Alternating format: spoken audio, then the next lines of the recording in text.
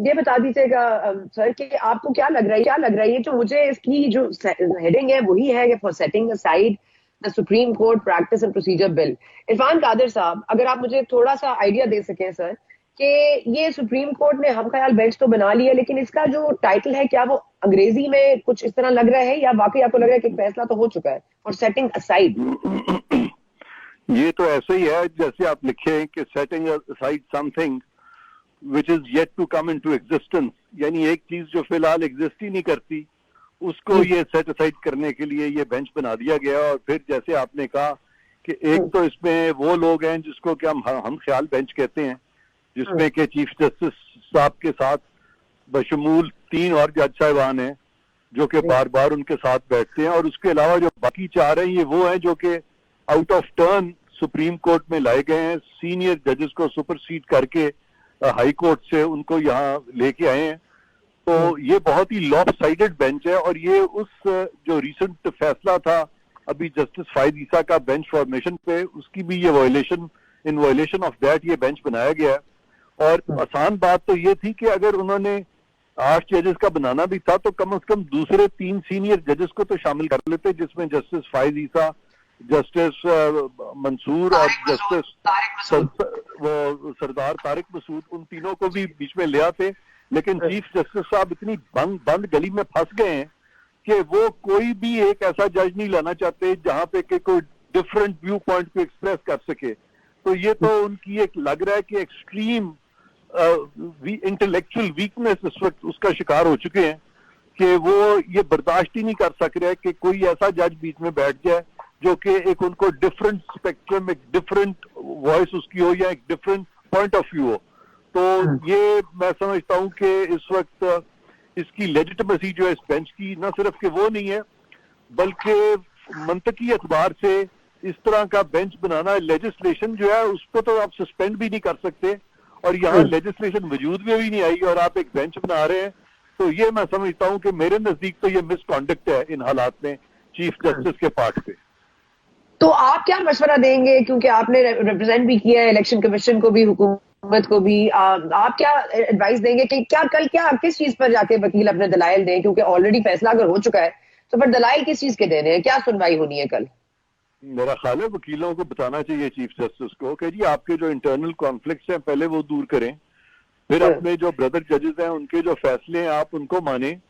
اور جب تک آپ اپنے ہاؤس کو ان آرڈر نہیں کرتے آپ اس طرح سے گورنمنٹ کو اور پارلیمنٹ کو طے کرنے کی کوشش نہ کریں, بلکہ آپ پہلے سپریم کورٹ کے ان فیصلوں کی تو پاسداری کریں جو کہ آپ نہیں کر رہے. تو آپ کی ان کو بتائیں کہ آپ کے اس بینچ بنانے کی کوئی لیجٹمیسی نہیں ہے, اور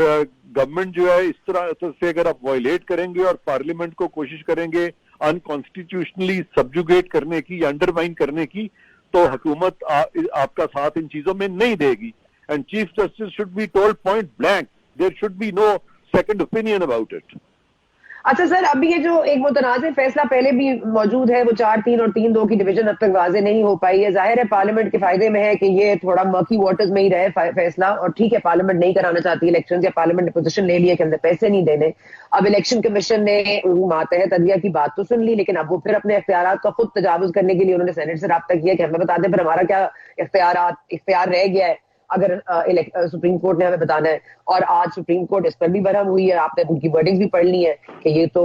معاملہ جو ہے کنٹمپٹ کی طرف جاتا ہوا دکھائی دے رہا ہے. اس پر آپ کی کیا ایڈوائس ہوگی موجودہ حکومت کو؟ سر اس پہ میری یہی ایڈوائس ہوگی کہ یہ جو فیصلہ ہے 4-3 کا, یہ سپریم کورٹ کے 4 ججز کہہ رہے ہیں 4-3 کا, جبکہ چیف جسٹس صاحب والا بینچ کہہ رہا ہے کہ یہ 3-2 کا ہے. تو پھر میں کہوں گا کہ یہ ایک انٹرنل کانفلکٹ ہے, اس کو ریزالو کریں.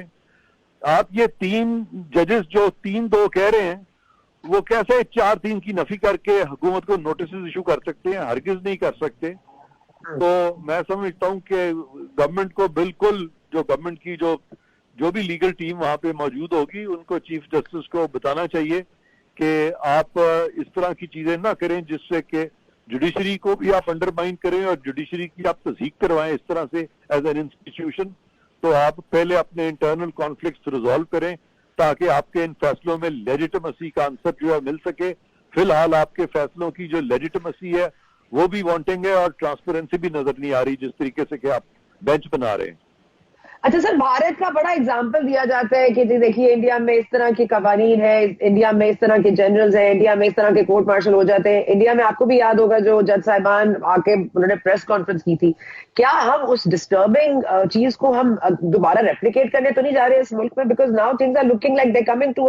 مطلب کوئی بہت ہی سرفیس پہ آ گیا ہے معاملہ، یا تو مزید بگڑے گا، اور پارلیمنٹ اور سپریم کورٹ اگر آمنے سامنے ہو گئے تو پھر نقصان تو عوام کا ہی ہوگا، اور فیصلوں کو نہیں مانا جائے گا آگے جا کے، جو کہ پاکستان تحریک انصاف کا موقف ہے کہ آج سپریم کورٹ کے فیصلے کی توسیع نہیں کی گئی تو آگے جا کے آپ اس کو کیسے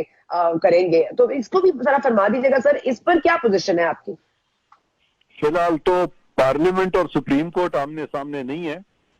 بلکہ سپریم کورٹ آپس میں تقسیم ہو چکی ہے اور سپریم کورٹ کے کچھ ججز جو ہیں وہ کچھ دوسرے ججز کے آمنے سامنے ہیں. تو ان حالات میں اس سے پہلے ایک چیف جسٹس آئے تھے جو بہت اوور بیئرنگ ہو گئے تھے اور انہوں نے کوشش کی تھی اپنے بردر ججز کو سبجوگیٹ کرنے کی، صرف اس لیے کہ ان کے پاس پاور تھی بینچز بنانے کی. تو آپ جانتی ہیں کہ پھر وہ کیا ہوا تھا، جسٹس سجاد علی شاہ کو ایونچولی گھر بھیج دیا گیا تھا. تو وہ ایک ایگزامپل ہے پاکستان کی اپنی جوڈیشل ہسٹری میں. تو چیف جسٹس صاحب جو ہیں یہ بھی بڑی جلدی اسی طرح سے تنہائی کا شکار ہوں گے. بہتر تو یہ تھا کہ اب تک یہ ریزائن کر دیتے، لیکن نہ صرف کہ یہ ریزائن نہیں کر رہے بلکہ ان میں ایک ڈیفائنس کا ایلیمنٹ ہے کہ کانسٹیٹیوشن کو ڈیفائی کر رہے ہیں، لا کو ڈیفائن کر رہے ہیں، سپریم کورٹ کے ڈیسیژن کو ڈیفائی کر رہے ہیں، اور اب یہ چاہ رہے ہیں کہ پارلیمنٹ کو بھی ڈیفائی کر دیں. تو کب تک یہ سب کو ڈیفائی کریں گے؟ میرا خیال ہے وہ وقت آ گیا ہے جبکہ ان کے اپنے ارد گرد جو ہے وہ گھیرا تنگ ہو جائے گا. اچھا یہ آخر میں فرما دیجیے گا کہ سپریم جوڈیشل کاؤنسل میں جس طرح سے ایک صدر صاحب نے بھیجا تھا، پٹیشن دائر کیا تھا، ایک کیس دائر کیا تھا جسٹس قاضی فائز عیسی کے اثاثہ کے حوالوں سے، اب آپ کو پتا ہے کہ اس کو بھی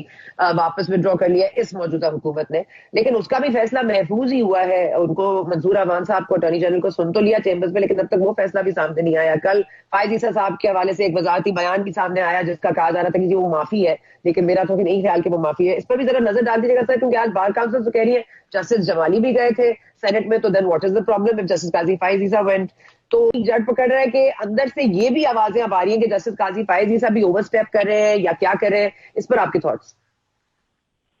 اس پہ میں بڑا کلیئر ہوں کہ کئی دفعہ یہاں پہ ہمارے عدالتی تقاریب ہوئی ہیں، وہاں پہ پرائم منسٹرز کو بلایا جاتا ہے، پارلیمنٹیرینز کو، منسٹرز کو بلایا جاتا ہے، ہماری کانفرنسز پہ پارلیمنٹیرینز کو، سپریم کورٹ کی کانفرنسز پہ بلایا جاتا ہے. یہ اسی طرح کا کنونشن تھا. جب میں اٹارنی جنرل تھا تو ان دنوں میں سپریم کورٹ آف انڈیا میں بار کاؤنسل آف انڈیا نے ایک کانفرنس کی تھی، مجھے بھی مدعو کیا تھا، سارے سپریم کورٹ کے ججز تھے اور چیف گیسٹ جو تھے Manmohan Singh prime minister of India تھے. تو اس طرح کی انٹرمنگلنگ جو ہے ججز کی اور پرائم منسٹرز کی اور فیڈرل منسٹرز کی ہمیشہ ہر ملک میں ہوتی ہے. اور فائز عیسی جو گئے تھے وہ سب کے سامنے بیچ میں بیٹھے ہوئے تھے، چھپ کے مل نہیں رہے تھے، اور فائز عیسی نے خود کوئی ایسی بات نہیں کی جس سے یہ ظاہر ہو کہ وہ شاید کسی قسم کی کوئی سیاست میں ملوث تھے. ہرگز کو اس میں کوئی غلط بات نہیں تھی. اس بات کو خام خواہ اچھالا جا رہا ہے اور پولیٹیکل پوائنٹ سکورنگ کرنے کی کوشش کی جا رہی ہے. اگر آپ اضافہ کر دیں کہ سپریم جوڈیشل کاؤنسل میں جو جسٹس قاضی فائز عیسی کے حوالے سے گئی تھی صدر کی ایڈوائس، تو صدر صاحب تو یہ حق رکھتے ہیں اور اس وقت کنٹیمپٹ کا حق رکھتی ہے سپریم کورٹ اس وقت موجودہ حکومت کے خلاف یا پرائم منسٹر کے خلاف. پارلیمنٹ کے پاس کیا اختیار ہے کہ وہ چیف جسٹس کے حوالے سے کیا ایکسٹریم میجر لے سکتے ہیں لیگلی؟ پارلیمنٹ ایکسٹریم میجر ایک لے رہا ہے جس میں کہ وہ جو چیف جسٹس صاحب کی جو یہ جو ایک آربیٹری ایک اتھارٹی جو انہوں نے اپنے پاس کر لی ہے اور اپنی مرضی سے جو بینچ بنائے جا رہے ہیں جس پہ کہ سپریم کورٹ کے ججز کو کہنا پڑا کہ اٹس اے ون مین شو، وہ ایک اچھا قانون بنانے جا رہے ہیں جس سے کہ سپریم کورٹ کو امپاور کریں گے. اور ایک انڈیویجول جو ہے انہوں نے اپنے آپ کو جو انسٹیٹیوشن کو انڈیویجولائز کرنے کی کوشش کی ہے، اصل میں اب اسی انڈیویجول کو ختم کر کے تو باقی انڈیویجولز کو انسٹیٹیوشنلائز کرنا چاہ رہی ہے پارلیمنٹ، تاکہ انسٹیٹیوشن کو اسٹرانگ کیا جائے، نہ کہ ایک انڈیویجول جو ہے وہ اسٹرانگ ہو جائے. ٹھیک ہے, بہت شکریہ قادر صاحب, thank you so much for your time. Sorry اگر میں نے زیادہ وقت لے لیا ہو آپ کا. I thank you so much short notice پہ جوائن کرنے کے لیے. عرفان قادر صاحب کے اپنے YouTube پر گوگلی نیوز دیکھنے کے لیے youtube.com کی سرچ بار میں googly news T V type کریں. گوگلی نیوز کے پیج پر سرخ رنگ کے سبسکرپشن والے بٹن پر کلک کرنا نہ بھولیے. YouTube پیج پر اپلوڈ ہونے والی ویڈیوز سے باخبر رہنے کے لیے بیل آئیکن پر کلک کیجیے. آپ کو ہر نئی ویڈیو کے بارے میں نوٹیفیکیشن موصول ہو جائے گا.